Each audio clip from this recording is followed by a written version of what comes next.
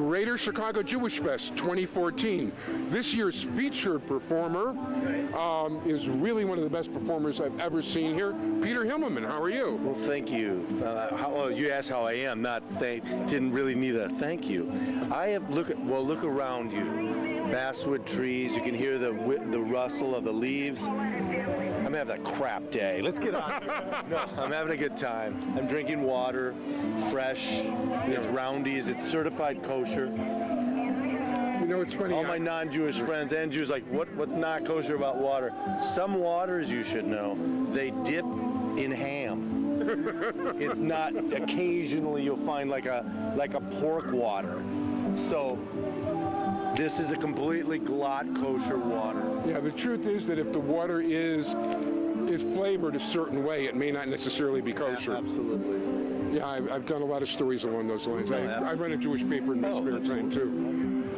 But anyway, talk. When did you get started when you were really young, music-wise? Really young, yeah, like 6th grade, 5th grade.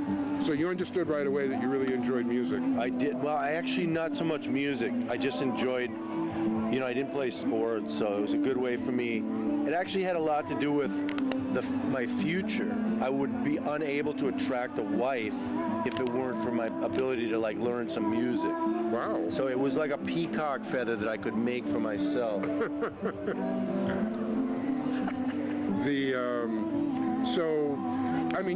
You're very popular in a number of circles. You're also a religious guy, if I'm not mistaken. Well, at times. I was telling somebody yesterday, religiosity it's moment to moment. Yeah. Like people that aren't religious are sometimes religious for the moment. They're giving some charity. There's some people who are ostensibly religious, I wear a tallis, but sometimes your mind wanders to a certain area, and then you're not religious. So it's not a static thing, as you may well know. That's extremely right. I mean, I might be in the middle of Shemona Esrei and I might be getting distracted by who knows what. Distracted is not even to have the word for it. But yes, that's exactly right. Let's just say that I try. I try to get there. I like that answer. There's times when people ask me if I'm frum or religious, and I say, I hope so. Exactly. Right. It's very difficult. So, how does this crowd differ with? Your regular gigs, I take it, are more generic, more, in more secular type places. Well, they're never too generic, and they're somewhat more secular. This is it's an outdoor crowd of people of varying ages. So you have to kind of create some sort of broad universality to whatever the performance is. You have to be very inclusive.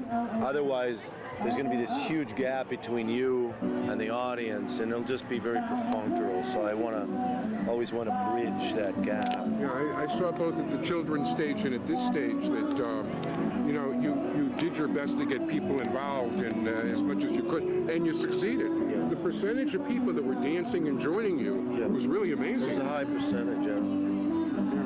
So, do you have a home base? Is there some place you usually California, play? Santa Monica.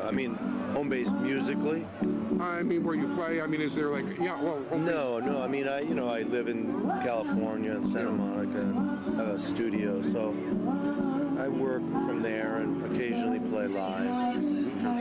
Well, I want to wish you all the luck in the world. I want to thank you so much. Thank you very much. And, good luck in the future.